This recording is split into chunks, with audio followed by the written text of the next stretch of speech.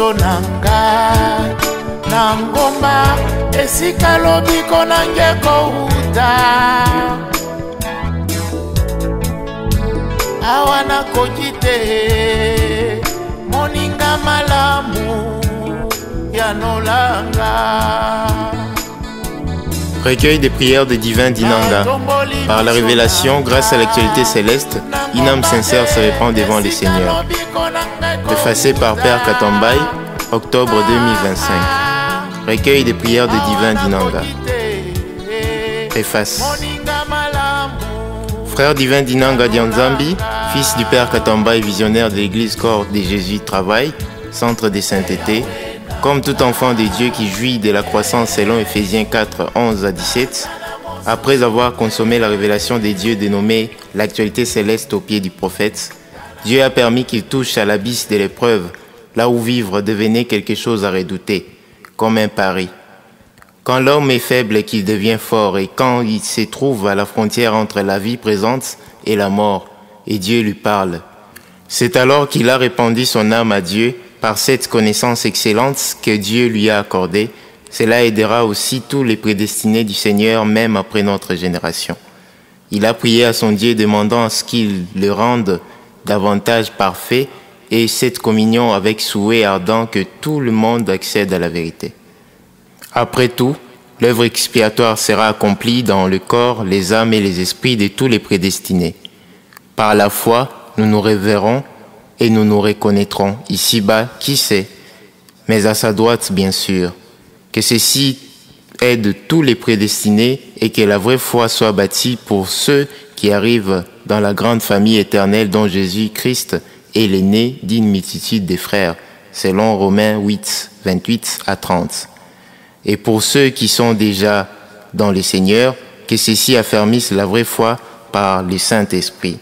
Je vous invite tous à accorder votre attention avec empressement. Que Dieu bénisse son monde qu'il a tant aimé au nom de Jésus. Père Katamba Eli, visionnaire de l'ICJ 12. Sommaire, la prière à redéfinir. À l'heure actuelle, des millions de chrétiens se penchent le plus souvent sur la prière. Ils en parlent, y écrivent et s'y dédient quotidiennement. Bon nombre d'ouvrages sur la prière sont intitulés de cette manière. Comment prier efficacement? Le secret d'une prière exaucée, la prière et la foi. L'idée est-il de se faire entendre au ciel, de recevoir explicitement une suite favorable et urgente. Ces désirs constants d'étaler et de soumettre leur vie au maître des esprits. Si Dieu approuvait leur manière de prier, ces livres n'auraient pas vu le jour. Mais parce que les Écritures interpellent, ils ne savent pas qu'ils agissent mal. Je me dois de poser les nouvelles bases qui permettront aux sincères de communier de nouveau avec Dieu. Grande est ma consternation, ma sidération de voir que la prière est présentée comme solution universelle et comme médicament unique proposé à tout patient, quel que soit son cas, tout celui qui est en recherche de la solution. Les souffrants comme les non-souffrants, tous disent prier, chacun selon son cas, afin que Dieu vienne combler et satisfaire leurs besoins, les aider quand ils sont en difficulté ou les protéger des mauvais sorts. Ces chrétiens qui célèbrent Dieu si leur cœur est joyeux, par des louanges au conditionnel, et qui se lamentent le plus souvent dans la détresse. Certains à leur tour se mettent à adorer leurs ancêtres dans l'idolâtrie, d'autres se mettent à invoquer sous des formes de statues les êtres célestes, spirituels ou imaginaires. L'erreur déplorable et exécrable est que vous avez fait de la prière votre rémunérateur au lieu de Dieu lui-même.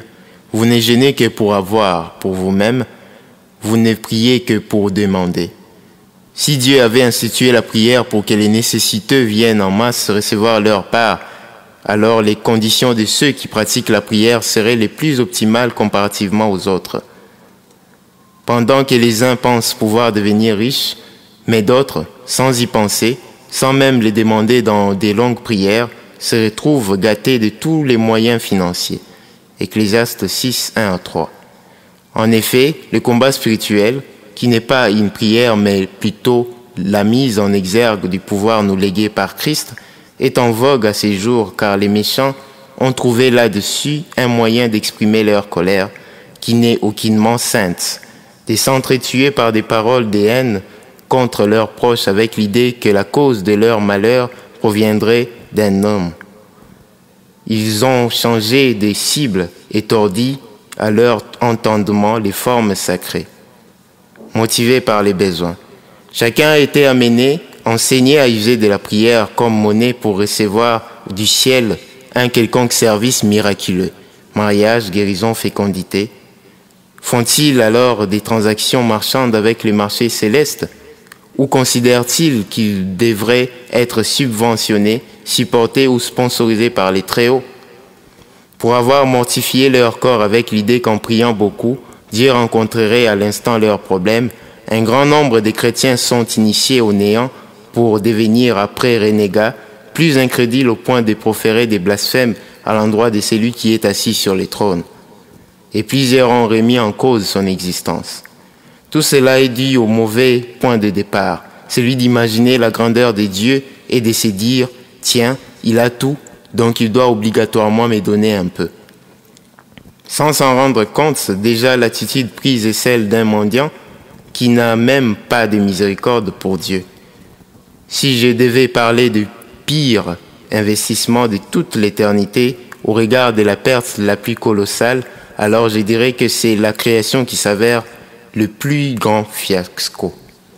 En s'imaginant que la majorité des créatures sont programmées pour être embrasées un jour et qu'une notre portion pour toujours, car ils sont tous tachetés de péché, voilà pourquoi Dieu regretta d'avoir créé l'homme. Dieu pleure, et qui veut le consoler n'a donc qu'à se repentir sincèrement, ainsi il mettra en partie fin à son deuil. La prière n'est pas un entretien entre deux esprits, car le Créateur parle non seulement à ses enfants, mais aussi à toutes ses créatures, entre autres les bons, les impies, les anges déloyaux, tout comme leur chef.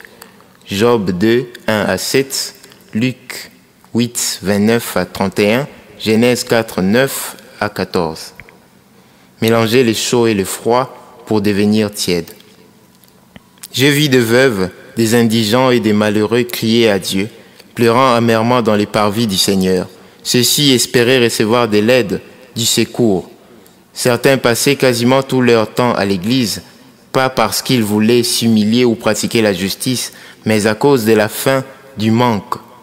D'où les prières avides constituent des vacarmes de bruit aigu aux oreilles de Dieu. Si vous étiez sincèrement intègre, alors Dieu allait vous venir en aide.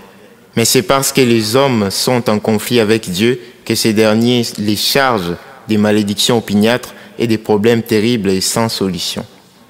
Ils sont donc tourmentés par Dieu sans le savoir à cause de leurs multiples péchés, faiblesses, mais malgré ça, ils persistent dans le mal en disant « c'est le temps de la grâce », tout en priant longuement. Ils s'accrochent simultanément aux prières et au mal pour se procurer à tout prix ce dont ils ont besoin. Beaucoup attendent l'avènement des jours sombres pour intensifier leurs prières. Ce sont des gens qui ne viennent qu'en cas de besoin urgent, décès imminent, maladie grave, pertes considérables, risques. Et si Dieu, conformément à lui-même, tardait à leur répondre, il prévoit secrètement un plan B, C, D à Z, pour se procurer par impulsion envieuse, sans plus passer par Dieu, ce qu'ils convoitent. Jugeant bon de rejeter la patience et sans le moindre souci de connaître la volonté de Dieu. Comment comprendre que ceux qui entrent dans l'Église se permettent par intermittence de vivre pareillement comme ceux qui n'ont pas connu Dieu? Qu'à force de vivre avec les païens, ils se sont laissés influencer par eux à tel point que leur façon de fêter, de danser, de parler, de se quereller et de s'habiller, ainsi que tout ce qu'ils font, soit pareil au mode païenne. En fin de compte, ils ne sont plus à confondre. Ils sont devenus comme la nourriture délicieuse trempée dans la pourriture, pour finir par devenir pourriture répugnante face à la sainteté. Quand l'occasion se présente de faire le mal pour leurs intérêts, ces chrétiens s'y jettent avec une telle dévotion sans méditer sur les conséquences néfastes qui surviendront après. Une fois frappés, ils reviennent à Dieu, non pour la repentance de leurs fautes et fraudes, mais comme chez un réparateur, un guérisseur, pour réclamer les pansements des plaies, s'innocentants eux-mêmes malgré l'ampleur de leurs méfaits, tout en condamnant les autres. C'est par formalité compris pour celui qui est décédé, car en soi, ces recommandations ne valent rien si le défunt en question avait choisi de marcher dans l'impiété de son vivant. D'ailleurs, quand les anges tirent l'âme et l'esprit du corps, aucun humain ne saurait les orienter pour les convaincre d'amener la personne décédée au paradis. En plus de ça, d'autres s'imaginent que les saints au ciel prient en notre faveur par des intercessions répétées. Et pourtant, le paradis est un lieu de repos, car une fois que l'homme juste rend l'âme, il se repose de ses travaux.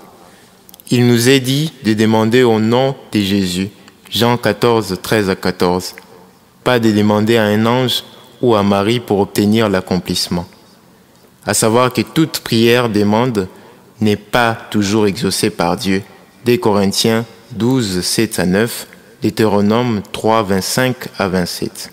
Si chaque demande à Dieu devait à tout prix être exaucée, alors on dirait que l'homme peut imposer sa volonté au Tout-Puissant. Or, ces derniers ne se laissent pas guider par une autre volonté sauf la sienne. Sinon, chaque mortel pourrait utiliser la prière comme baguette magique pour transformer ses désirs en réalité. Ne vous laissez pas avoir par ces croyances qui animent bon nombre de personnes.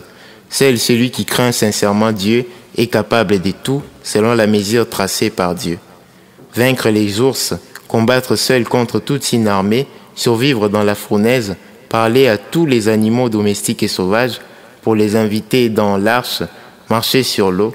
Il ne suffit pas de prier intensément en vociférant sous l'effet de l'émotion, mais de craindre Dieu pour bénéficier de son salut. Psaume 25, 14. Le pourquoi de nos réunions de prière.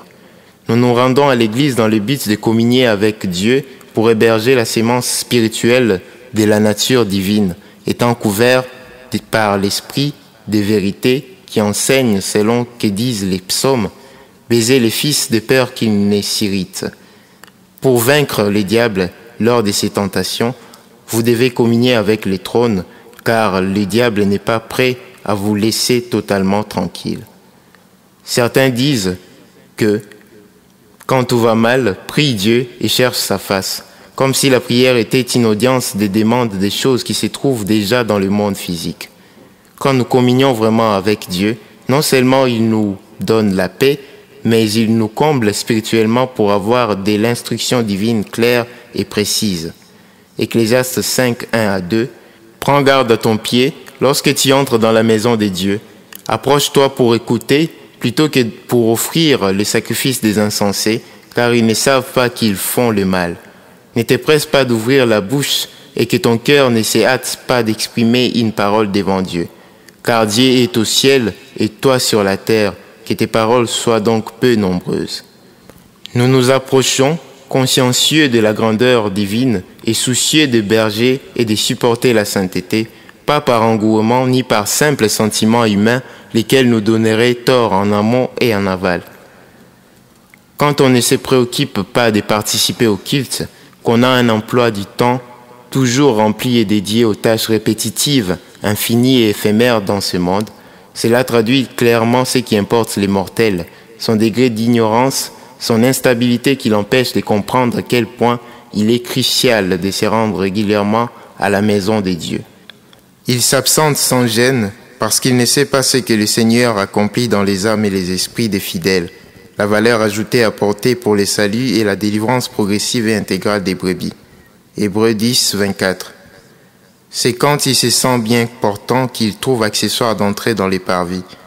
Mais hélas, quand il est submergé par l'urgence et failli dans la fatalité, il voudrait que Dieu l'entende, lui qui ne s'est pas autant préoccupé d'être arrosé et affermi par les enseignements. Telle est l'ignorance qui finit toujours par mal tourner, étant donné que l'enfant de Dieu ne réitère pas ce qui devrait être la suite et le but de sa repentance, son engagement.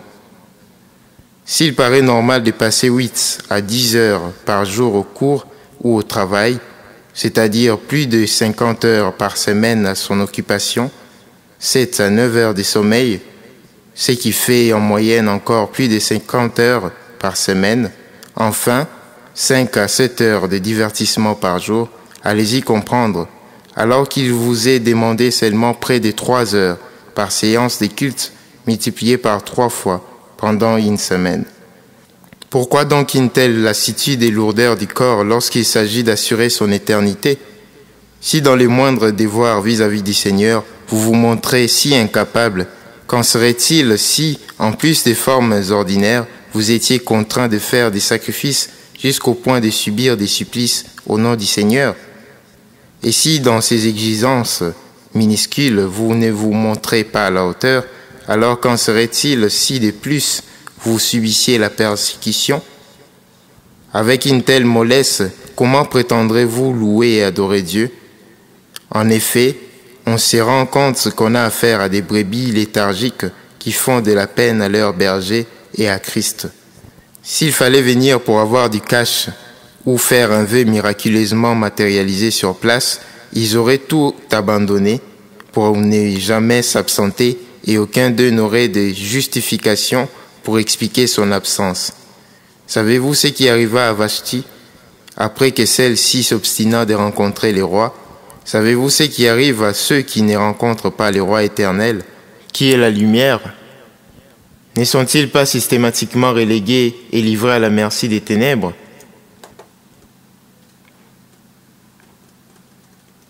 Ceci dit, comme moi, je vous exhorte à vous presser, à vous hâter d'être ponctuel et régulier, car là encore, la démonstration de l'obéissance rend lisible l'humilité et l'amour des dieux. Le sacré. Les sacrés et les domaines des dieux, ils suscitent la présence des dieux auprès des matériaux. Sa contagieuse sainteté rend des matières, montagnes, temples sacrés et des personnes saintes. Détourner les sacrés de son but, c'est faire de la profanation. Ce qui revient à prendre ce qui est dédié à Dieu, sacré, pour en faire n'importe quoi. Seuls les orgueilleux ont cette audace. La prudence. Tout homme doit savoir qu'à chaque fois qu'il invoque Dieu dans la prière, il met sa vie en danger s'il n'est pas humble, prudent. Cette disposition lui permettra d'avoir la crainte du Seigneur qui, par sa justice, poursuit et sanctionne les antécédents iniquités. Le cadre dans lequel nous prions doit être bien préparé, propre parce qu'on est prêt à recevoir plus qu'un président, plus qu'un roi, l'Éternel des armées. Cette armée invisible, de rigueur juste, peut frapper violemment celui qui n'est pas consacré et concentré ou qui ne se conforme pas aux rites en question. S'habiller d'une manière décente vous évitera bien d'ennuis. En dépit des années vécues à côté du feu ou de l'électricité, aucun homme ne peut aller y frotter sa peau. Cependant, le feu ne nuit pas au feu. Tant que tu ne te convertis pas en feu, alors le feu, Dieu, t'embrasera. Ainsi, Dieu est un feu contre ceux qui n'ont pas sa nature. La pertinence de la prière. Nous voyons bien la tergiversation et l'instabilité de ceux qui ne communient pas avec Dieu. Ils deviennent progressivement comme des opérants n'ayant plus de communication avec le Kijé, seuls face aux aléas des situations, ou comme l'avion qui perd tout contact avec la tour des contrôles. Malheureusement, l'Église ne communie plus et ne s'entretient pas avec son chef, Jésus-Christ.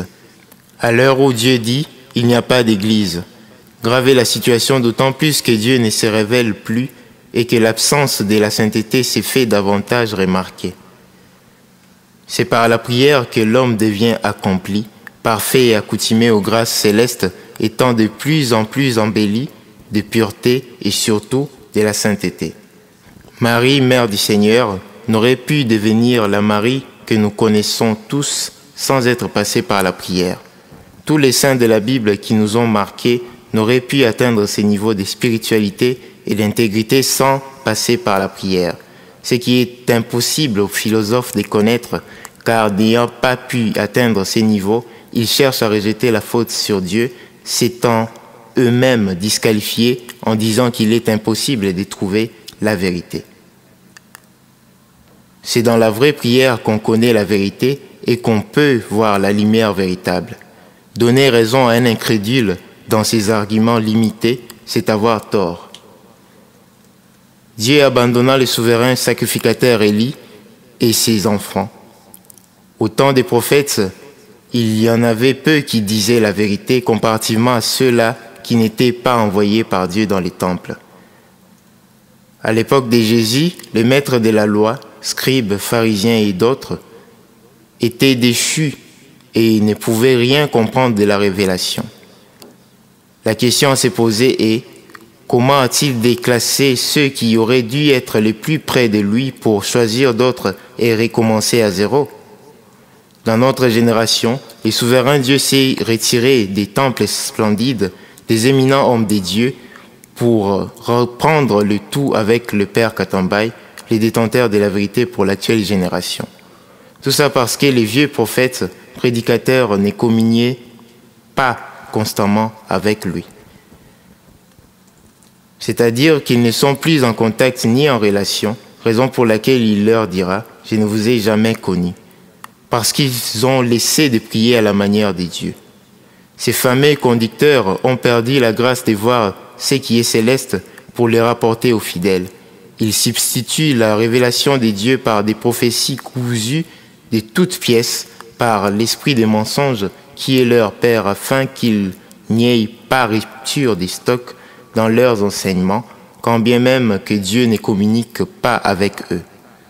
Si Dieu ne se révèle à l'homme, alors ce dernier aura beau lire les Écritures croyant comprendre Dieu, mais il ne les connaîtra pas.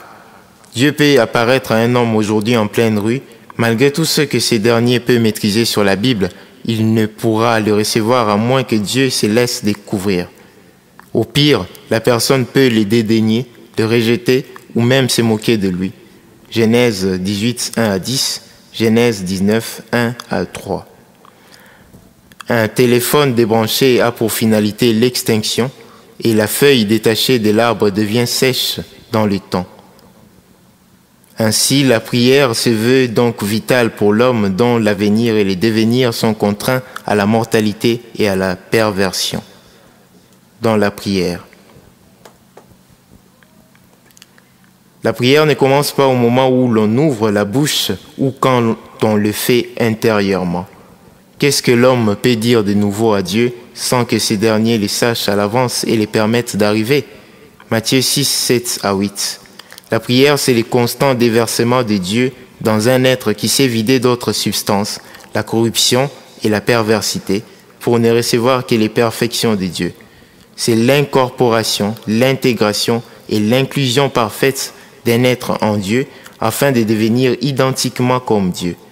L'authentique prière, c'est l'union de Dieu avec l'homme, pur, avec pour objectif de déverser en lui toute sa substance, sa déité et sa nature. Jean 15, 1 à 7. C'est seulement dans la prière qu'une femme lésée et outragée continuellement par son mari peut acquérir l'obéissance due pour ne pas abandonner la foi en prenant la voie de l'infidélité, séparation, car Dieu est celui qui la galvanise et chérit son âme à l'abri du mal. C'est à travers la prière que l'homme prend soin de son âme et de son esprit pour devenir de nouveau saint et rentrer d'où il fut chassé et retrouver les contacts et la communication perdus. Par conséquent, même quand on est dignitaire n'ayant aucun problème, on ne doit pas arrêter de prier, sachant que la prière n'est pas la solution au problème ni un remède contre les éventualités naturelles, mais c'est comme respirer en Dieu, cet attachement, cette dépendance, cette subordination. La prière n'a pas de fréquence car elle demeure définitivement sans interruption. Luc 21, 36, 1 Thessaloniciens 5, 17. C'est l'état où l'homme ne cherche qu'à substituer sa volonté, sa gloire à celle de Dieu. Suite à cela, il ne va jamais chercher à plaire à la folle foule, population, femmes, parents, amis, enfants, au mépris des dieux. Matthieu 10, 37. C'est dans la prière que Dieu place en nous sa force pour tout vaincre. C'est dans la vraie prière que Dieu témoigne son amitié directement à tout vrai chrétien, sans exception, lui faisant la vraie promesse pour les garantir de la vie éternelle. Si quelqu'un disait, c'est à travers des longues prières que moi, l'infertile d'hier, j'ai pu obtenir mon enfant. Je lui répondrai que c'est par là que débute l'idolâtrie sacrée, qui consiste à considérer les formes laissées par Dieu comme porteuses des solutions sans le moindre souci du fond, la nature de Dieu. Car même les drogués font des enfants dans leur nuit d'impudicité. Observez les tyrans, combien d'enfants ont-ils sans les demander? Les animaux aussi font des bébés. Si vous faites de la prière un moyen d'acquérir les choses matérielles, alors votre prière sera éphémère. Mais si la prière est effectuée pour un besoin spirituel d'être secouru, soutenu par Dieu pour ne pas connaître la dépravation du monde, alors elle est vraie et éternelle. Tout aussi vrai que l'univers invisible existe, la prière est éternelle. Elle n'a pas été inventée par l'homme à la recherche des dieux, mais c'est grâce à elle que Dieu est un, puissant que tous, car c'est lui l'unique qui a fait tout. Envoûtés par leur propre musique, les bien-aimés soulèvent leurs mains avec des beaux psaumes, pensant que Dieu ressent simultanément la même chose. D'une part, les uns font de la simonie avec ce qui est sacré, et d'autres commettent des abus, quoique étant déjà dans les temples du Seigneur. Jérémie 7, 4 à 11, Ésaïe 1, 15. La présence des dieux n'est pas quelque chose de sentimental pour dire « I feel the presence of God in this place ». Je sens la présence des dieux en ces lieux. Car même là où se réunissent les impies, les dieux qui débordent de l'univers voient tout. Et même, parmi les malfaiteurs, il rappelle et attire vers lui les prédestinés au moment opportun. Au contraire, quand Dieu se manifeste, l'homme est souvent saisi d'angoisse et est poussé à la crainte et non à la danse ou aux chansons comme on le pense, car son état de péché le fait trembler devant les saints des saints. Agé 1, 12, Daniel 10, 7 à 18. Ne nous soumets pas en tentation. C'est Satan qui tente, mais c'est Dieu qui permet qu'il y ait la tentation. Luc 4, 1. Si Dieu ne permet pas à l'homme de vaincre la tentation, alors l'expérimenté Satan les renversera, peu importe son niveau de foi. Si nous sommes humbles, alors Dieu se fera notre défenseur pour vaincre et triompher. C'est l'Éternel qui égare les orgueilleux et qui ne les donne aucune chance de se repentir. Ézéchiel 14, 4 à 5, 2 Pierre 2, 9. Les prières des divins d'Inanga. Ces prières sont écrites pour vous aider à prier dans vos moments d'intimité avec Dieu. Dans le but de réorienter la tendance, j'ai voulu montrer comment devrait-on communier avec les saints des saints. Il n'est pas mauvais de demander quelque chose dans la prière, mais c'est plutôt pire de confondre la prière aux demandes et souhaits. Pour classifier les dites prières, elles sont réparties comme suit: les supplications, les louanges et les adorations. Les supplications. Si je parle des supplications, c'est le cas d'un homme qui n'oblige rien à Dieu, mais qui sollicite sa faveur en fonction des cas, mais acceptant toujours la volonté parfaite de Dieu. À savoir que Dieu ne vient en aide qu'aux humbles et il voit directement celui qui s'humilie par les jeunes. Nombreux sont ceux qui veulent exprimer leurs soucis au Créateur pour essayer de les communiquer de l'empathie. Or, en enfer, à l'instant même, nombreux crient vers lui, plus qu'aucun humain, mais Dieu ne les écoute pas. Il n'a de miséricorde que pour ceux qui sont miséricordieux. Matthieu 5, 7. Et le jugement est sans miséricorde pour quiconque ne fait pas preuve de miséricorde.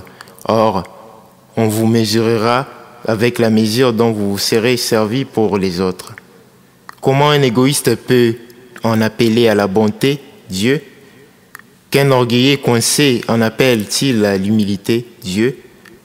L'injuste a droit à l'injustice et les justes méritent la justice dans sa cause. On ne moissonne que ce qu'on a sémé et Dieu est juste. Qui sème le péché récolte la mort et tout acte est une sémence. Louange. Par louange, je proclame la sainteté de Dieu qui est plus qu'un objectif pour moi. Mon appartenance directe à la famille des Lumières, Dieu. Ma répugnance et mon aversion à la mort, Satan et la chair, et ma victoire pour les saluts. Il est question de louer Dieu non pour ce qu'il a fait seulement, mais de ce que nous avons fait par nos œuvres étant devenus ses enfants. Et si nous les louons, alors lui aussi nous loue continuellement. En soi, ces écrits sont les expressions de la louange poussée par l'amour des dieux, l'amour pour ce qu'il est. En définitive, la louange n'est donc pas une chanson ni un poème, mais plutôt cette dévotion, cet amour infini pour Dieu, étant prêt à faire sa volonté, à louer ses jugements, à faire allégeance au divin, à s'aligner sur la sainteté. Peut-être que celui qui loue est d'accord avec Dieu au regard de sa bonne condition présentement, mais une fois il fait face à la précarité, au bouleversement, il se montre plaintif, dubitatif qu'auparavant, comme les cas de la femme de Job. Quand une personne ne fait plus des qualités divines ses délices, il se retire pour devenir désagréable à Dieu, exprimant d'une manière ou d'une autre son désaccord à la volonté de Dieu qui lui est désormais insupportable et pénible. Adoration. Par adoration, je sous-entends l'effort qui dit « je suis faible », les riches qui se considèrent comme simples et misérables, c'est-à-dire « Seigneur ne veut rien dire si je ne fais pas ta volonté ». L'abaissement volontaire, l'effacement de soi, la déconsidération de son importance ou de son rang pour se faire esclave et imitateur de Dieu qu'on a aimé après avoir découvert qui il est. Cela s'accompagne des formes telles que tête baissée, à genoux, poitrine au sol. C'est détruire et effacer son opinion devant l'Éternel pour ne pas avoir deux pensées contradictoires qui marchent parallèlement en antagonisme. C'est dire « nous sommes des serviteurs inutiles, nous ne méritons rien ». Il y a des recommandations spécifiques données par Dieu, par exemple, mettre au monde sans l'intervention d'un homme, bâtir l'arche, sacrifier son propre fils, prêcher tout nu. Et Dieu vient toujours avec une nouvelle directive pour voir si oui ou non tu es obéissant. Et cette obéissance s'appelle adoration, être prêt à tout ordre nouveau de Dieu. Parle, Seigneur, et ton dévoué serviteur passera à l'action. Cette démarche pourra sembler folle aux yeux des fous, mais là encore nous voyons reposer la sagesse immense des dieux. Je ne suis pas ce que j'étais, mais je suis ce que le Seigneur dit que je sois.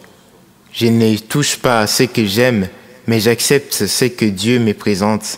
Je ne suis pas là où je veux, mais je me retrouve et me rends là où le Seigneur a décidé.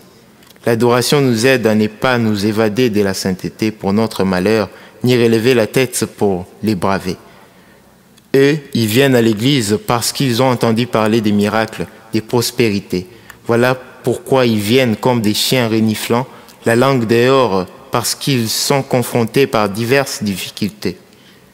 Il n'est pas mauvais de soumettre sa situation physique à Dieu, mais le fait de n'avoir que cela en tête est plus que décevant. Ecclésiaste 5, 1 à 2. Par là, je ne vous incite pas à vous contenter de la pauvreté ou à assumer et être fier de la médiocrité. Bien au contraire.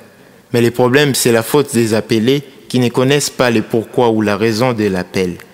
L'objectif de la prière, c'est de devenir saint, parfait, irréprochable, obéissant, juste et consacré. C'est là le but de la vraie prière qui n'a trait ni à son origine, ni à son entourage, ni à son état. Heureux ceux qui lavent leurs robes afin d'avoir droit à l'arbre de vie et d'entrer par les portes dans la ville. Dans un coin du monde, les gens, dans leur prière, demandent à Dieu, qui est amour, de tuer les sorciers, qui sont perçus comme auteurs de leurs échecs et souffrances dans la vie. Ils viennent répandre le sang humain dans le parvis du Seigneur au lieu de manifester la grâce. Mais en dépit de tout, ils tuent ceux qu'ils ne connaissent pas. Et Dieu ne cautionne jamais ces meurtriers qui y ont substitué l'amour du prochain par une haine destructrice. Eux aussi seront jugés pour cela. Les remerciements à Dieu, c'est à la mode, une sorte de tradition ancrée, bien qu'en soi, je ne l'interdis pas. Les albums répètent cela pour dire merci à Dieu.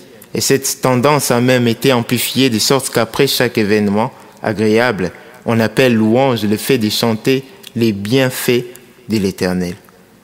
Ces événements, de quoi s'agisse-t-il? L'achat d'une voiture, l'obtention d'une promotion, les succès obtenus, la prospérité financière. On est tenté de nommer cela la grâce. Or, remercier Dieu pour la vanité, les bénéfices du corps devrait être timide et non chaleureux. Ils ont mal défini le témoignage. Peu importe ce que Dieu me donne, cela ne sera pas autant ma joie aussi longtemps qu'il ne se donne pas lui-même à moi. Le mariage, l'élévation, la dignité, les voyages, tout cela ne sont pas des miracles, ni une preuve irréfutable de la bénédiction, ni les résultats de l'amour de Dieu, mais plutôt des faits naturels pouvant provenir de la bonté. Pour preuve, même les mondains parviennent à toutes ces choses et facilement à bien d'égards. Ce qu'on ne vous a pas dit, c'est que Dieu ne prend pas plaisir au remerciement des hypocrites. Connaissez-vous la sincère reconnaissance et la vraie repentance? C'est ce qu'il attend voir. Mais au contraire, il n'y a qu'une foule de danseurs impudiques dans l'équipe des musiciens chantant des paroles vides de sens car ils ne connaissent pas Dieu. Le problème est que le méchant se croit bon dès qu'il bénéficie de l'intervention de la bonté divine. D'office, il persiste dans ses voies. Ceci nous amène à constater qu'il est facile, très facile pour l'hypocrite d'acclamer dans l'Église que de devenir fidèle comme Dieu et d'effacer son orgueil qu'il considère non comme une sottise, mais comme un privilège. Le fait donc qu'ils applaudissent dans l'assemblée des saints ne signifie pas qu'ils aiment Dieu, bien au contraire et loin de là. Non seulement qu'il y a une inflation des remerciements, mais aussi des demandeurs de pardon, c'est-à-dire qu'on s'apprête à faire le mal comme d'habitude, mais à la fin, on revient sur les bancs de l'Église pour implorer la miséricorde. Les amoureux du mal croient pouvoir obtenir si facilement la miséricorde de Dieu et continuer avec leur vie déplaisante à lui. Ne savez-vous pas que nos patriarches ne se donnaient pas la peine de faire ces formalités car ils connaissaient déjà les fonds de la vraie repentance? Or nous savons que Dieu sanctifie les siens par les châtiments et les épreuves. C'est une folie de s'auto-exhorter en disant à chaque fois « Dieu pardonnera le mal car il est plein d'amour ». Vous êtes habitués à faire le mal et revenir demander verbalement pardon dans le temple, comme s'il s'agissait d'une formule magique ultime à radoter. Depuis que tu es né, combien de fois t'a-t-il dit qu'il t'a pardonné effectivement, ou tu le crois par conviction? C'est encore une bêtise de dire « c'est normal de pécher car les pasteurs aussi ont leurs faiblesses ». Sera-ce ton argument de défense au jour du jugement devant les lions de Juda? Mais le pardon de Dieu est réservé aux humbles et non à ceux qui les sollicitent de temps à autre. Dès le moment où l'on devient humble, le pardon aussi devient un droit, un mérite. L'épée même de l'ange de l'Éternel devient sans effet sur ceux qui sont humbles. Si ces derniers demandent pardon, c'est juste parce que, étant dans ce corps, ils sollicitent la sanctification qui les déchaîne des faiblesses et les rapproche à Dieu. Les bonnes œuvres sont une conséquence, un résultat de la prière, c'est-à-dire elles sont accomplies en connivence avec Dieu. Enfin, réveille-toi, toi qui dors, relève-toi d'entre les morts et Christ t'éclairera. Éphésiens 5, 14. La nuit est passée, réveille-toi, prie avec moi et travaille. Si hier était un échec, qui sait, peut-être aujourd'hui sera mieux. Lève-toi de ce lit, laisse-le aux inactifs, sors de ta chambre afin de produire beaucoup de bien, car tu as fait tant de mal dans le passé. C'est l'heure de vous réveiller enfin du sommeil, car maintenant le salut est plus près de nous que lorsque nous avons cru. Romains 13, 11. Réveille-toi, bouge, fais plus qu'hier, avant que les décès n'arrivent. Projette, prépare l'avenir aujourd'hui, relève les défis et challenge. Accomplis beaucoup de choses, lance-toi dans l'aventure avec le Saint-Esprit si tu veux vaincre le mal, la pauvreté et la stagnation. Réveille-toi, âme endormie, et prions jusqu'à ce que Dieu se révèle. Ésaïe 55, 6. Cherchez l'Éternel pendant qu'il se trouve, invoquez-le tandis qu'il est prêt. Ne dormons donc point comme les autres, mais veillons et soyons sobres. 1 Thessaloniciens 5, 6 à 8. Quant à moi, grâce au Saint-Esprit, suite aux enseignements de son envoyé, j'ai pu écrire à 18 ans ces quelques paroles pour l'Église. Ceci démontre bien que celui qui prie en vérité est illuminé par Dieu. 1. Supplication. Si jusqu'ici je suis dans le faux, si Seigneur ma conduite sa présente énerve, si la voie sur laquelle je pose mes pieds n'est pas la bonne, alors Seigneur dis-le-moi. Ne t'étais pas, fais-moi comprendre mon erreur, pousse-moi à la réparer. Débarrasse mon âme de tout ce qui fait obstacle à la sainteté. Si ce que je fais est mal, si là où je vais ne te plaît pas, pourquoi me le permettrais-tu? Si ma requête est contraire à ta volonté parfaite, alors refuse-la. Lorsque je viens consulter mon Dieu, qu'il ne fasse pas la sourde d'oreille, qu'il ne me laisse pas suivre et poursuivre la voie de la sottise qui résonne en moi. Tu es pour moi plus qu'un père, éduque-moi donc tous les jours. 2. Supplication. Seigneur, Seigneur, que puis-je te demander? Que te demanderai-je plus que tout, ô Dieu de mon Père? Admettons que tu m'accordes des richesses, que tu m'ouvres les cieux afin de m'accorder la joie, la paix, de sorte que je ne m'inquiète plus de rien. Et même si tu m'as donné tout ce que mon corps mortel a besoin, à tel point que je n'ai plus de requêtes à t'adresser. Seigneur, une seule chose m'importe, c'est que je désire avant tout et plus que tout, que je sois parfait comme toi. Donne-moi cette capacité de dominer sur les imperfections et de vaincre la vanité en moi. 3. Supplication. Je ne viens pas réclamer quoi que ce soit devant toi, Éternel. Je ne suis pas venu pour t'exhorter à adhérer à ma volonté. Puisque je ne voudrais pas me retrouver dans ta volonté permissive, je désire jouir et bénéficier de ta volonté parfaite. Éternel, attache mon cœur à la piété, que tout mon parcours te soit digne. Dirige-moi selon toi vers ma destinée. 4. Supplication. L'Éternel connaît la peine du malheureux, la misère de l'indigent, la douleur du blessé, les cris des abandonnés, les catastrophes dans le monde, la guerre active, la pénurie et le manque de ses créatures. Rien ne les surprend, rien n'est nouveau devant lui. Mais une chose il les a recommandées, la crainte du Seigneur, dans l'intégrité, l'obéissance et la consécration. Hélas, que font-ils? Oh, viens guérir les tiens, Seigneur, viens les chercher. Ceux pour qui tu es mort attendent impatiemment ton secours. Que la miséricorde couvre et rencontre tous les miséricordieux, même au temps d'affliction. 5. Supplication. Pourquoi depuis longtemps ma chair s'était-elle réjouie dans la désobéissance et l'impudicité? Oh, comment tournerais-je mon cœur de ces voies perverses?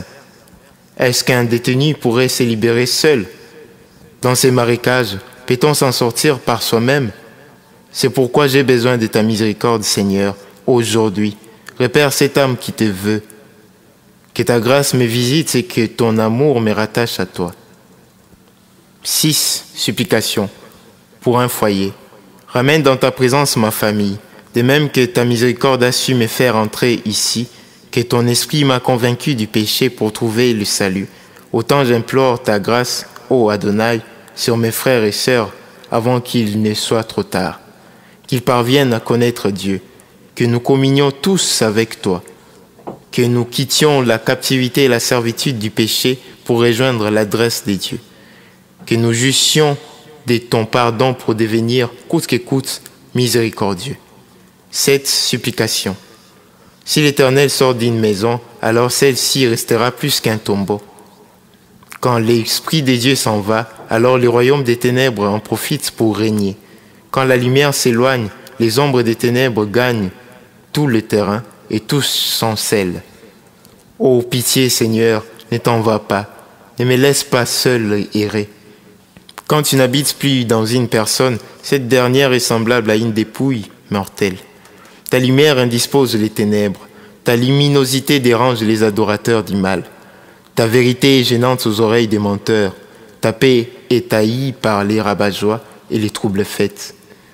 La mort te combat sans succès et sans raison, ô immuable, demeure avec moi pour toujours. 8. Supplication en faveur de l'Église du Seigneur. Seigneur, l'Église t'attend pour panser ses blessures et les cicatriser, restaurer ce qui a été volé et détruit, redonner la vie. Tes brebis espèrent encore, viens pour la délivrance des saints. S'il y a le chaos, l'Éternel prépare pour nous l'issue. Nous ne sommeillerons pas jusqu'à ce que la lumière ait vaincu les ténèbres. La lutte des dieux, nous y prenons part jusqu'à l'écrasement complet du mal. 9. Supplication. Que l'Esprit descende sur moi afin que je découvre qui est le Père et le Fils, et l'accepter pour toujours. Qu'il me transforme car seul j'ai l'incapacité et l'impossibilité de me convertir. Qu'il délivre mon âme des mauvaises pensées. Réveille la conscience endormie et aide-moi à vaincre le péché et recevoir une nouvelle nature. 10. Supplication. Mes anciens péchés pardonnés, mes actions pernicieuses et ma méchanceté escamotée, j'ai horreur de ce qui faisait jadis mon plaisir. Oui, c'est moi le coupable, car j'ai aussi induit les autres dans l'erreur. Maintenant que tu me proposes le pardon par ton alliance, voici je me réengage. Si l'Éternel ne nous eût pas tendu la main pour nous sortir du tourbillon du péché, si son esprit n'eût facilité le salut, alors personne ne verrait le ciel. Pour un nouveau départ, Adonai, épargne-moi et empêche-moi d'y retourner. Change ma pensée corrompue, donne-moi un cœur uniquement penché vers le bien. Ainsi, le même corps qui exécutait jadis des actes ignobles et blâmables produira parfaitement les actes louables approuvés par Dieu et par les hommes. 11. Supplication. Qui pourra tenir dans l'épreuve si l'Esprit de Dieu ne l'assiste pas? Qui pourrait le discerner ou le voir arriver si c'est né par l'Esprit? Souviens-toi, Seigneur, de ceux qui, à cet instant même, sont en pleine épreuve. C'est ta grâce qui amortit à cette occasion les coups éternels pour assujettir et diriger chacun vers sa véritable destinée. Garde notre foi pendant ces moments pénibles et douloureux pour notre corps. Maintiens-nous en contact permanent avec toi pour que nous ne nous agitions pas, que nous ne gémissions pas, que nos cœurs ne s'embrasent pas dans les soucis et les questionnements, mais que ton esprit nous transporte sous ses ailes dans les processus de la vraie consolation. Amen. 12. Supplication.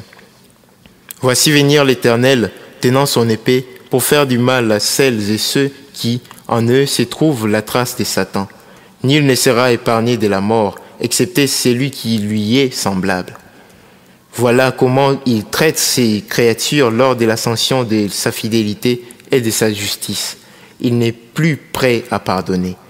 Mais Seigneur, tu auras miséricorde envers quiconque pratique la miséricorde. Tu rendras justice à celui qui subit injustement l'injustice, pourvu qu'il soit lui-même juste. Tu te souviendras de moi, car je n'ai pas été complice des méchancetés qu'il y avait autour de moi. Malgré les temps, je ne me suis pas induit dans leur vanité. Je n'ai pas suivi ni aspiré à reproduire la folie du monde. Tu n'humilieras pas ceux qui se sont déjà humiliés eux-mêmes. Oui, Dieu est juste. 13. Supplication.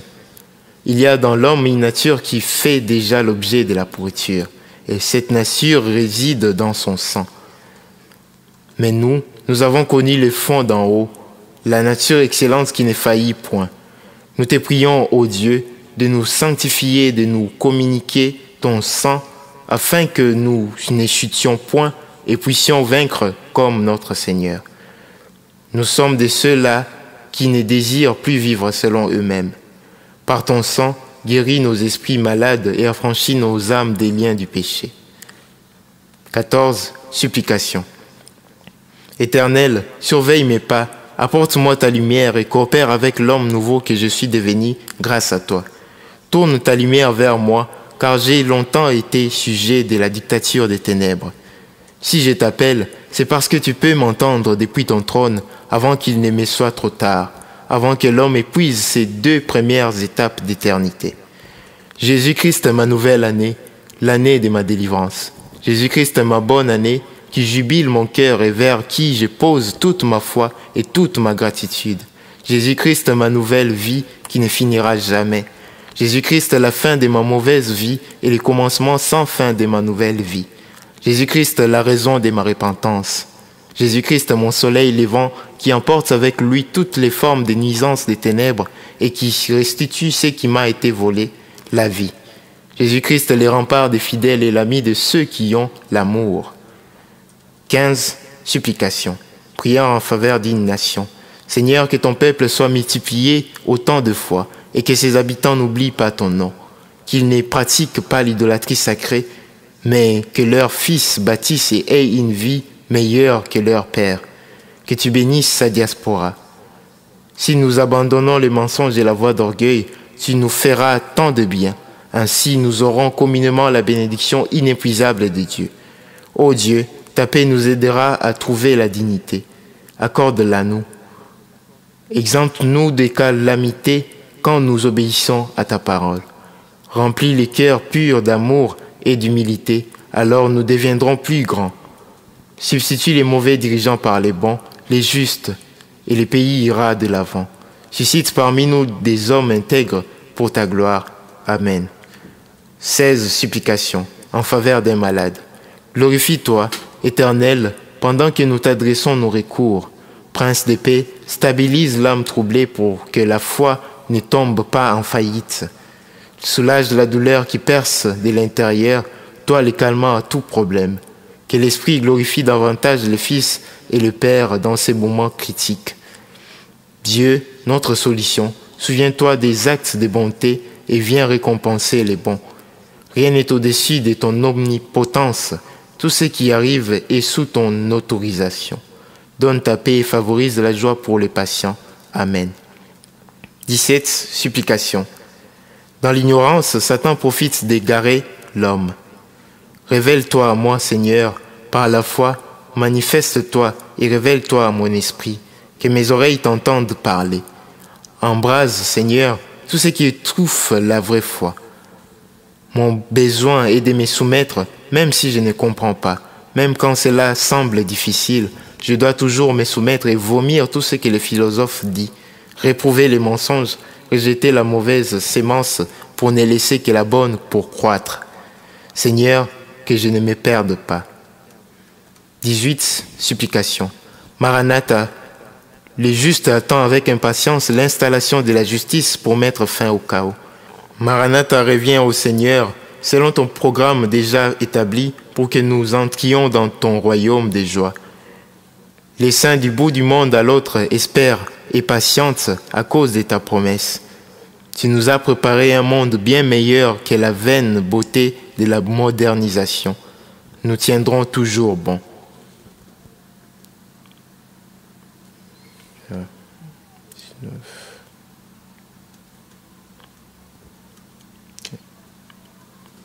Okay. 19 supplications. Préserve-moi, Seigneur, pendant que je suis dans le monde. Garde-moi contre les assauts et les flèches lancées par les diables. Que son venin mortel ne m'atteigne pas. Je ne veux pas succomber à sa merci et être délaissé par toi. Ne permets pas, Seigneur, qu'un jour je puisse basculer dans la méchanceté comme me le promettent ceux qui n'ont pas d'égard à ton nom. Que la séduction n'ait pas d'effet sur moi. Mon âme s'inquiète, ô Seigneur, sauve-moi. Ne m'aligne pas au rang des égarés et que mon âme ne désespère pas devant les nuisances. 20 supplications pour mon peuple. Mourront-ils tous, Seigneur? Mourront-ils tous? N'y a-t-il pas parmi eux des prédestinés? Ceux-là que tu puisses épargner, des saints pour demain, qui tu pourras rencontrer? Je sais qu'ils méritent tous à l'instant la mort, mais que la grâce intervienne et laisse une issue vers le salut. Au profit de l'amour, use des grâces, qui plaisent au Seigneur d'épargner ceux qui l'acceptent et se conforment à son message, l'actualité céleste. Sans vouloir empêcher la justice, agrée, ô Père, la présente requête. 21. Supplication. La miséricorde, plus grand que les pardons, nous en avons besoin, Seigneur, qu'il n'y ait pas rupture ni séparation entre les seigneurs et ses fils et filles. Dans des milliers d'années devant, qui serons-nous encore sur cette terre? Qu'aurons-nous et que dirons-nous? Si Dieu se retire de nous, quel sera notre sort? Rends notre repentance effective par ta délivrance. 22. Supplication. Je suis venu rencontrer le roi, qu'il tende en ma faveur son sceptre, qu'il me montre sa face. Jésus, mon roi, ne me tourne pas le dos. Tu es celui qui a fondé l'âme. Qui d'autre pour la réparer des vices et des virus? Qui pour m'ouvrir les yeux pour te regarder et accorder à mon corps le bien-être intégral? La mort ouvre la bouche pour engloutir tes enfants. Voilà pourquoi nous levons nos yeux vers les ciels, toujours dépendants de notre Sauveur. 23. Supplication. Parole, enseigne-moi. Parole, entre en moi. Parole, vis en moi. Toi qui es la vérité que le monde ne connaît pas, initie-moi à l'humilité. Affermis-moi car je ne tolère pas mes faiblesses. Élève-moi que je ne sois plus un enfant, mais fils mature dans ma foi pour toujours. Oh, que rien ne me pousse à la désobéissance, à l'ingratitude ni à l'incrédulité. Tu es désormais mon propriétaire. Père, restaure et réhabilite mon âme. 24. Supplication. Donne-moi la force pour continuer, ô Seigneur, la foi pour endurer et persévérer. Si les mauvais jours débarquaient, je me réfugierai dans l'humilité et je lutterai pour ne pas perdre le salut. Si l'ennemi me cherche pour m'égarer, il ne m'aura point car j'ai consommé abondamment l'enseignement de Dieu. Je n'ai plus de haine contre les hommes si ce n'est contre les mâles. 25. Supplication. Par un éprouvé. Parle-moi Seigneur, tu me veux, je suis à toi. Révèle-toi et relève-moi. Tout ce que je cherche se trouve en toi, et tu es plus grand que tous, plus fort que moi, plus fort plus que mes adversaires, les anges déloyaux et même leurs chefs. Je bois ma coupe de purification avec espérance, sachant que bientôt c'est le jour, et tu viendras vers moi. Je tiendrai bon car ton esprit habite en moi. Mais seulement, qu'attends-tu spécifiquement de moi? Je ne tomberai pas dans le désespoir ni dans l'inquiétude étant donné que tu me connais personnellement. 26. Supplication. Où va le monde? Où allons-nous? Avec le temps, les humains se pervertissent. Ils se dirigent à l'injustice, n'y trouvant aucun intérêt dans le bien. Et le juste veut rendre lui aussi le mal pour le mal. De plus en plus, ils auront du plaisir à s'entretuer et se faire souffrir. Alors ils célébreront les méchants pour humilier, d'après eux, le dernier carré des justes restants. Quand le verbe se divorcer deviendra aussi fréquent et pareil au verbe mourir. Et si autour de moi les fidèles baisseront les bras pour se laisser corrompre, quand il n'y aura plus de vierges dans le pays et que l'insensé le gouvernera, hors de la loi divine, alors le drame ne sera plus une surprise, le monde deviendra apocalyptique. Mon Dieu, souviens-toi de moi. 27. Supplication pour une nation. Malgré la distance qui nous sépare des constellations, notre Dieu est partout et nous avons sa paix. S'il ne sauve pas notre peuple, alors la ruine s'abattra sur nous. Car aucun malheur gigantesque ne saurait nous arriver sans sa permission. S'il y a parmi nous ne fût-ce que 10 justes, il ne nous consumera pas tous. Bien que nous méritons la mort, dédions-nous donc dans l'intégrité et il nous laissera vivre. 28. Supplication. Protège-moi, Seigneur, du péché de l'inattention, que je ne fasse pas spontanément ce qui te déplaît à la perte de la maîtrise de soi, que je ne me retrouve pas à commettre un acte coupable à ma propre surprise pour te décevoir, que l'ennemi ne me profite pas dans la colère, ni sous l'émotion de peur que je ne me retrouve à commettre un péché grave à tes yeux. Ôte les dérapages, viens élaguer les dérèglements. Dans ce processus de la vraie délivrance dans laquelle tu mets mon être, enlève le mal jusqu'à son résidu et que mon esprit se meuve continuellement dans ta présence. 1. Louange. Que mon Dieu se réjouisse parce que désormais, voici l'humble qu'il attendait. Que les saints anges soient dans la joie car la vie réside désormais dans mon sang. Le sang de Jésus est devenu ma nouvelle, unique et éternelle nature. Bienheureux soyez-vous, chers parents, car votre Dieu compte aussi sur moi. Tressaillez de joie vous aussi, car Dieu agit désormais à travers moi. Et que tous ceux qui craignent Dieu en ce temps soient davantage bénis à travers ma consécration. 2. Louange. Ce qui fut restera. Ce qui existait depuis le commencement sera aussi après la fin. Rien de ce qui ne fut pas au commencement n'y tiendra. Au dernier jour, le Père me félicitera, le Fils me cédera son trône et me remplira de lui, c'est-à-dire de son immortalité et de son incorruptibilité.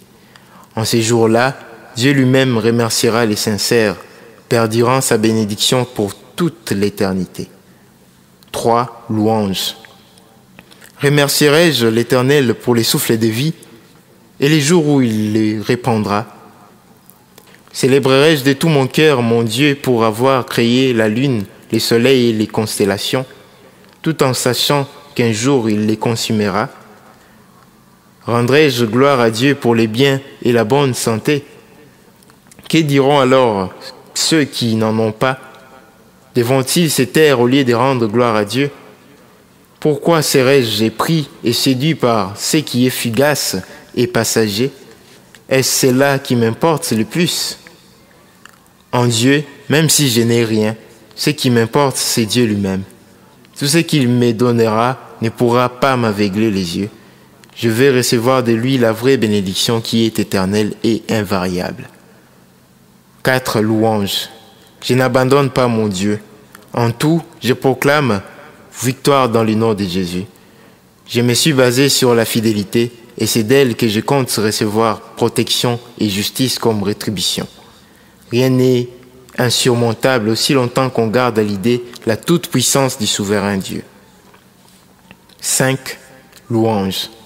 Rescapé du fait de la géhenne, choisi par Dieu dès les commencements, j'ai pu goûter à la divine miséricorde. Quelles que soient mes acclamations et toutes les offrandes possibles, je n'aurai rien de plus important à offrir à Dieu que mon esprit et mon âme. Tu m'as ramené à la raison et j'ai honte de mon ancienne vie. Par ta grâce, j'ai compris que tu m'as permis la repentance. J'ai donc bénéficié de ta patiente longanimité et de ta bienveillance. 6. Louange. Celui qu'on croyait moindre devient le plus important. Le faible et négligé a sauvé les forts. Voilà comment tu inverses les choses, mon Dieu. Voilà comment tu confonds les prétentieux qui se croient au top, mais en vérité, ils sombrent dans les gouffres et ils sont tellement lourds pour remonter à la surface parce qu'ils se savent importants. Je déteste l'orgueil. À tes yeux, Elohim, ceux qui te craignent ont plus de valeur. Anime-moi donc de l'humilité. Tu as créé les handicapés, le boiteux, le sourd, l'indigent pour ta gloire. Tu connais bien leurs requêtes. Pour ceux qui sont humbles, tu leur permets d'impacter et tu leur revêts d'une gloire hautement supérieure. Ainsi, nous reconnaissons ta justice et nous nous faisons volontairement esclaves de celle-ci. 7. Louange. Dieu, toi qui connais l'adresse de la paix et qui peux les faire venir sur l'homme qui te plaît. De même, tu sais formuler des maladies incomprises, des crises et appeler les problèmes sans fin pour les rabattre sur les méchants qui se croient bons. Toi qui châties plus les enfants que les chiens, qui rattrape les prédestinés égarés, qui poursuit l'égoïste pour les déposséder de tous ses avoirs mal acquis au point de faire disparaître ce qu'il avait à la bouche et le faire vomir ce qu'il avait déjà consommé. Toi qui donnes à chaque jour une grâce particulière et à chaque chiffre et nombre une identité unique, un nom différent de tous les autres. Toi qui viens au secours de la vertueuse pieuse, je te loue. 8. Louange.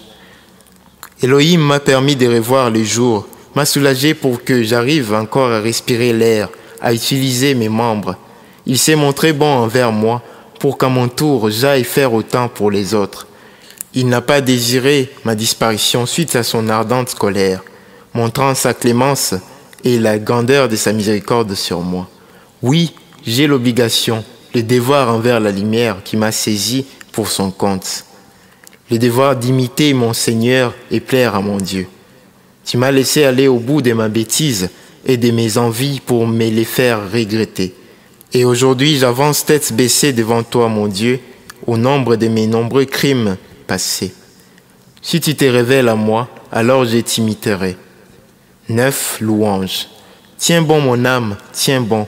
Le monde reproche et repousse les consacrés. Tiens bon. La consolation complète arrivera.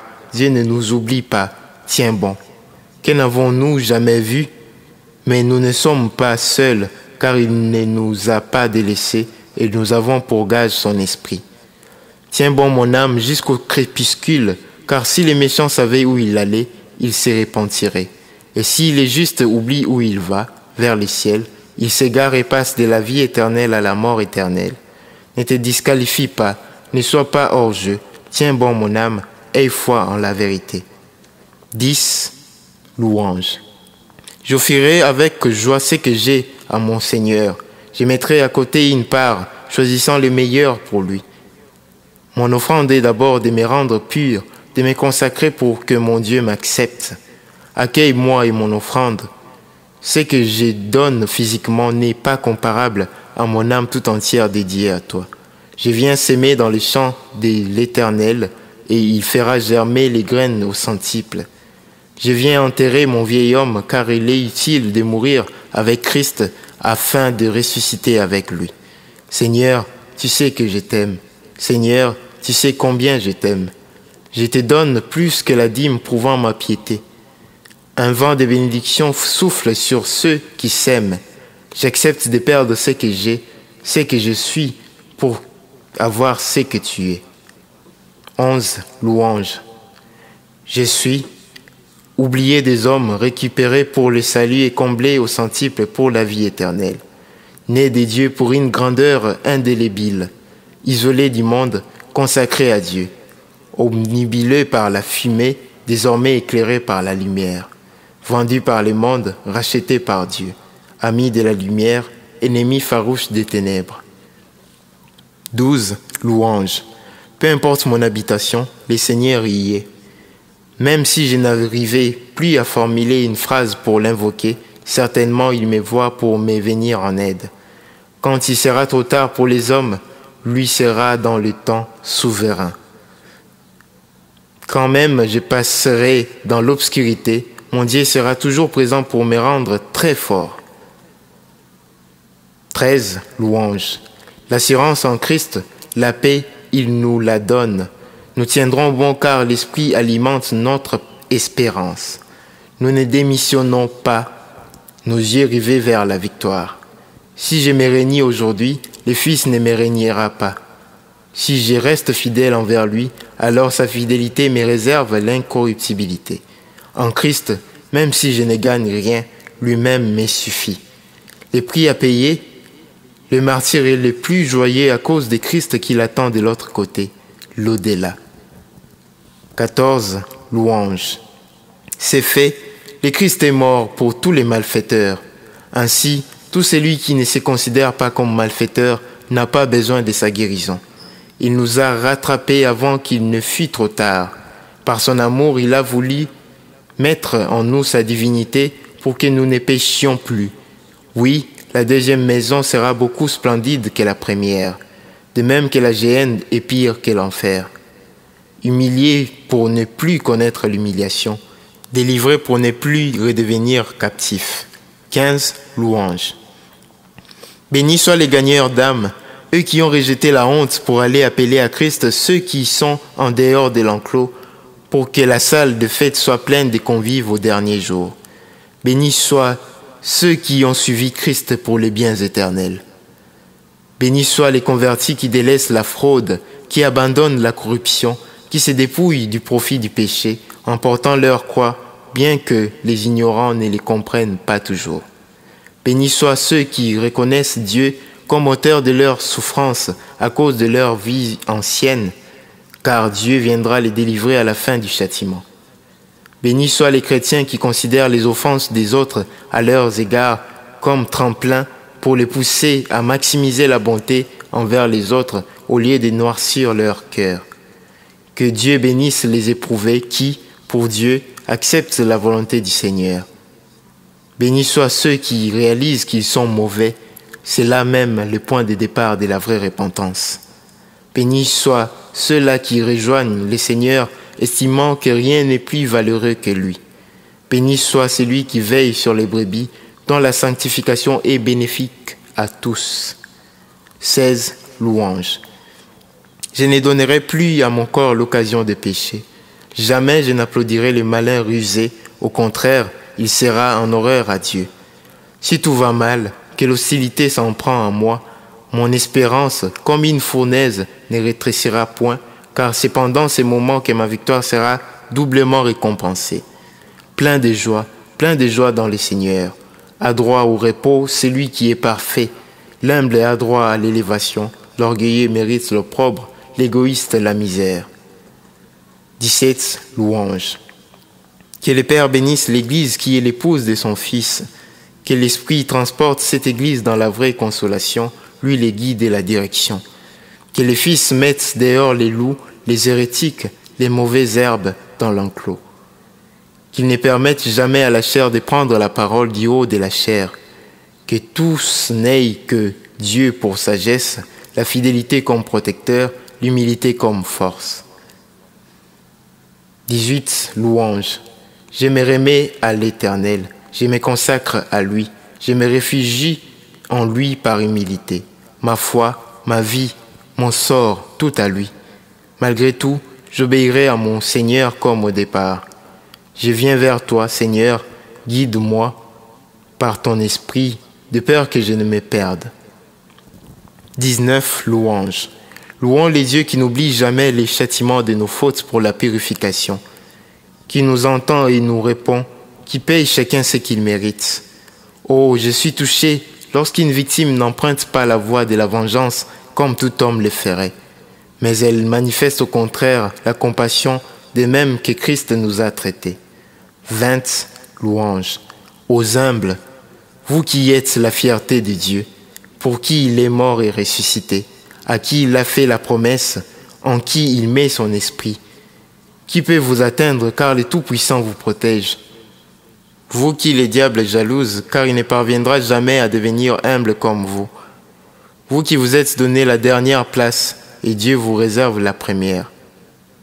21. Louange. Ma joie, quand j'accomplis la justice. Mon amertume, si je ne fais pas la volonté de mon maître. Mon affliction, si je contredis la vérité et m'éloigne de la droiture. Ma déception, si je vois les fidèles rejoindre les méchants. Ma colère, lorsque le monde autour de moi continue à mal agir. Je loue mon Dieu et il accomplit beaucoup à travers moi pour que la gloire lui revienne à lui seul. Amen.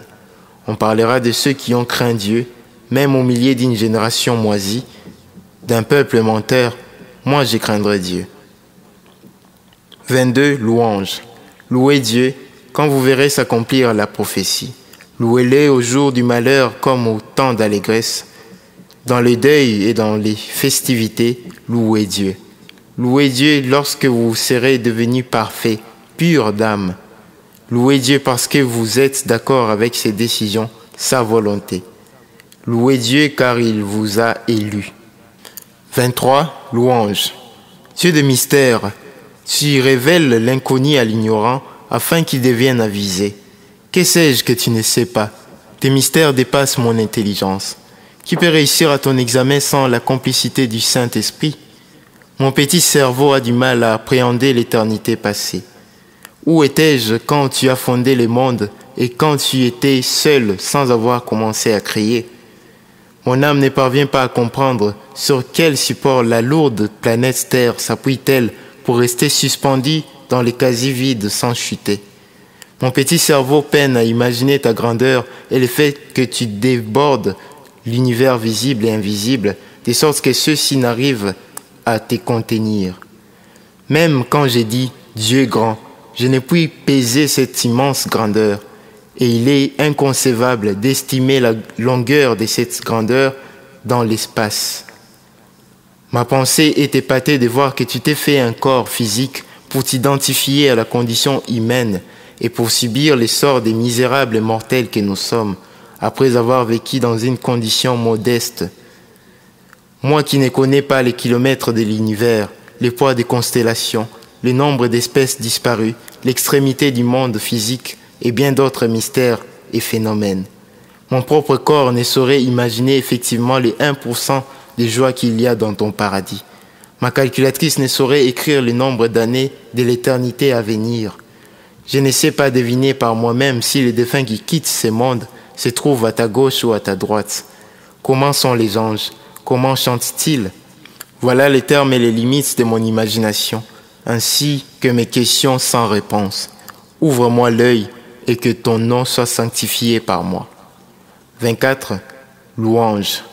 Je suis apatride parce que ce monde ne nous appartient pas. Bourgeois parce que l'Éternel m'a doté de tous les moyens de production pour pulluler les biens massivement, encore et encore.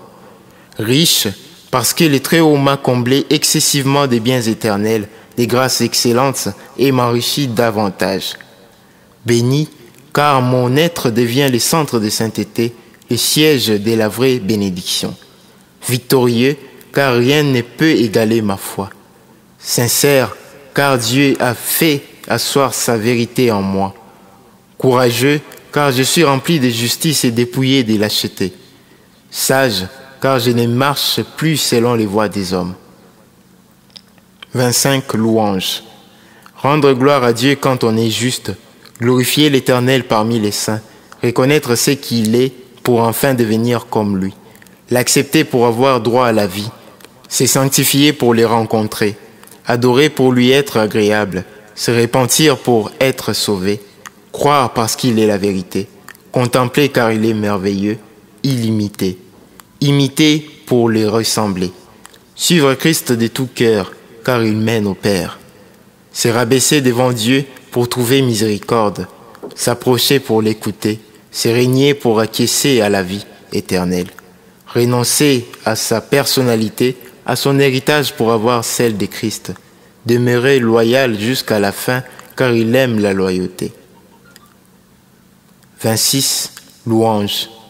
Dieu de miséricorde, auteur du pardon, devant qui nous confessons nos péchés, chez qui nous témoignons de la miséricorde, en qui nous vainquons, par le sang de qui nous sommes identifiés à Dieu, loué sois-tu. Dieu bon, en qui nous avons tout, pour qui nous vivons, par qui nous prospérons, vénéré sois-tu. Dieu bienveillant, avec qui nous cheminons, grâce à qui nous sommes bénis, sous la houlette de qui nous sommes conduits, élevé sois-tu. Humble Seigneur, en qui nous nous réfugions, devant qui nous nous humilions, en face de qui nous nous exprimons par le Saint-Esprit, adoré sois-tu.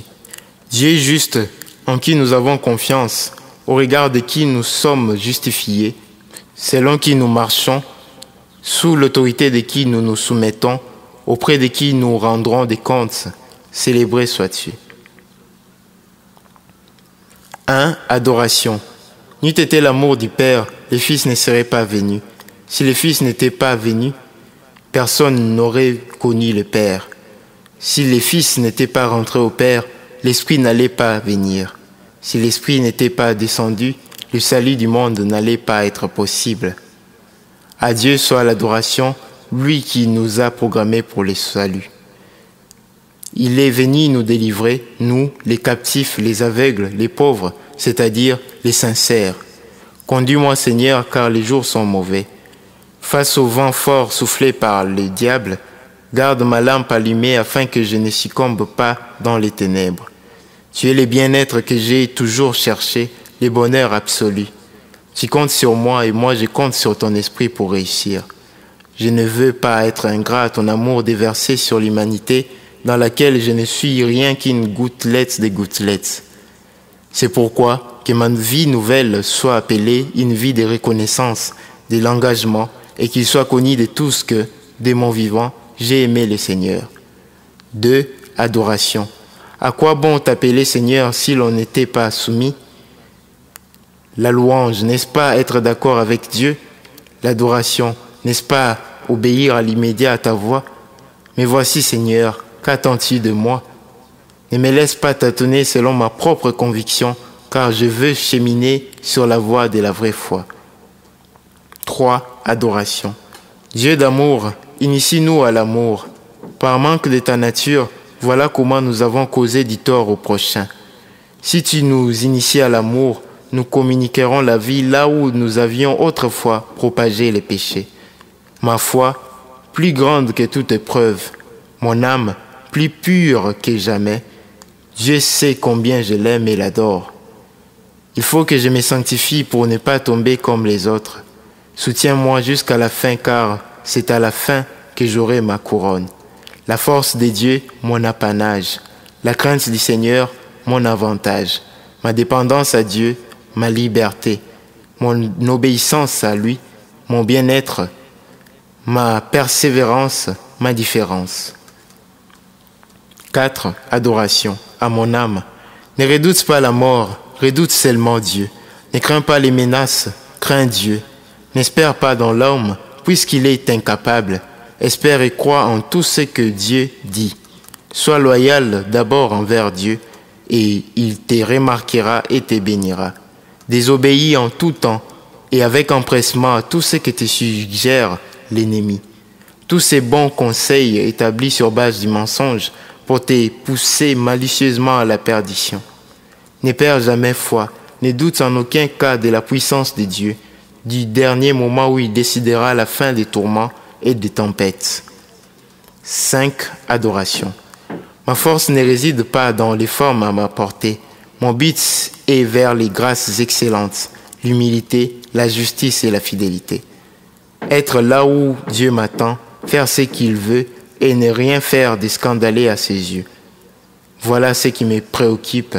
Comment pourrais-je me réjouir à l'extrême aussi longtemps que je n'ai pas encore reçu la couronne de gloire sur ma tête? Si je respire encore, cela veut dire que je n'ai pas encore achevé ma mission.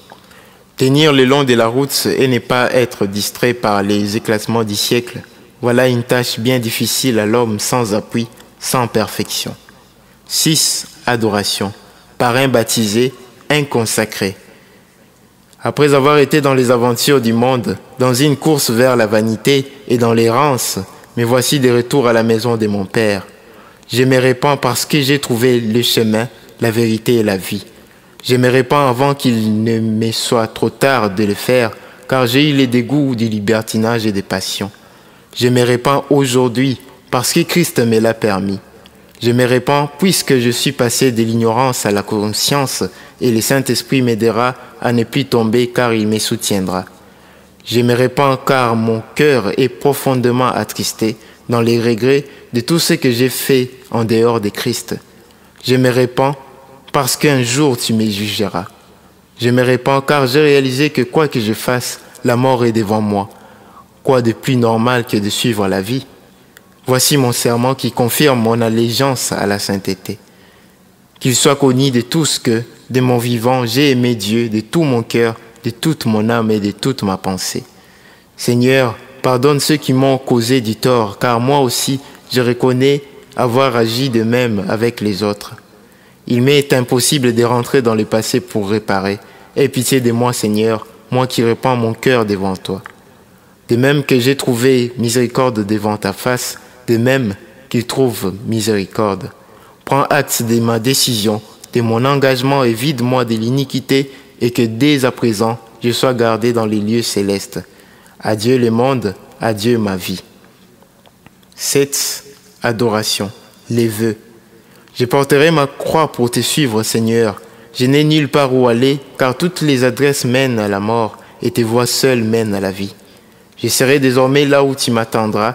Tire donc gloire de ma nouvelle vie. Je ne me lamenterai pas trop sur mon sort, car mon désir est d'accomplir ta volonté. Tu m'as fait comprendre ce que tu attends des hommes, et voici je m'y applique, et ton esprit m'aide tout au long de ces parcours. Seigneur, je t'aime, tu sais que je t'aime. Je trouve du goût dans la miséricorde et j'admire tes qualités. C'est pourquoi je me combats moi-même et tu vois comment je me démène pour arriver là où tu m'attends. Comble en moi ces vides que je ressens, qui nécessitent ta présence en moi. Je persévérerai jusqu'à la fin, quoi qu'il advienne. Je persévérerai même si la méchanceté des hommes quadruplée, même si elle s'est multipliée par 10 encore, je vaincrai car ton esprit réside en moi. 8. Adoration. C'est un nouveau jour pour moi, un jour où je suis accueilli par Dieu, un jour où il trace un plan rempli de sa faveur pour moi, un jour de délivrance où mon âme est libérée pour que les premiers commandements s'accomplissent dans ma vie. Un jour où le Seigneur me réhabilite et me remet sur pied, il me dépouille des fausses croyances et approvisionne ma foi. Je montrerai par ma nouvelle vie la piété de celui qui est reconnaissant pour tout envers Dieu. Je serai moi-même un témoignage démontrant toutes les qualités exceptionnelles de Dieu. Je serai pour Dieu le sujet de joie autant qu'il l'est pour moi. 9. Adoration. Si je vis, c'est pour imiter mon Sauveur. Si je meurs, c'est que j'ai fini ma mission et que, pour la sainteté, tout est accompli. Si je souffre, c'est la volonté de Dieu et c'est pour la gloire de Dieu. Si je suis élevé, c'est par l'humilité et pour elle seule. Si j'accepte de perdre, c'est à cause de Christ. Si je lutte, c'est pour demeurer dans la raison. Si je crains celui qui est invisible, invisible mais aussi redoutable. Si j'intercède, c'est parce que tu déverses en moi la miséricorde. Ah Seigneur, la joie de t'appartenir fait mon enthousiasme. Du même auteur, postérieurement, la nouvelle pensée de Christ, la vie chrétienne, les lettres de Divin Dinanga aux étudiants, Dianzambi, les petits dictionnaires pour chrétiens. Divin Dinanga Dianzambi, un frère, écrivain des nationalités congolaises, secrétaire du père Katambay, vice-cordon de l'ECJ12, musicien, poète. Je ne suis pas le premier certainement à vous parler de la prière. Par devoir, nous redressons ce qui est penché dans les doctrines, malgré que les téméraires ne voudront se taire. L'Église de Dieu demeure invincible et fécondée aussi longtemps qu'elle communie avec son époux, Jésus-Christ. Personnellement, j'ai eu le soin de mettre par écrit mes requêtes adressées à mon Dieu. Je les demande l'impossible aux hommes, le plus grand miracle, ma conversion sincère. Puisqu'il est omnipotent et miséricordieux, je confirme avoir vécu son exaucement pour plusieurs demandes et d'autre part, j'attends sa réponse sachant qu'il ne m'accordera que ce qu'il a programmé pour moi. Nous ne savons pas prier, c'est pourquoi nous avons tous besoin de l'Esprit de Dieu sans lequel nous ne serons pas à l'abri des dérapages devant sa présence. Tout doit réserver, octobre 2025.